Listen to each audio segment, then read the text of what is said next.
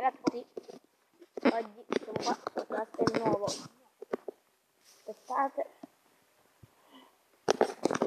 vedete con questo vestito nero perché siamo vicino a quella casa del nonno di Kevin. Vieni Kevin, saluta. Hello, in versione Goku. Adesso siamo vicini qua, così andiamo dal nonno di Kevin. Dopo andremo a giocare a Carnevale con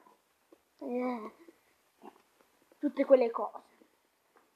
Aspettiamo qui qua la porta.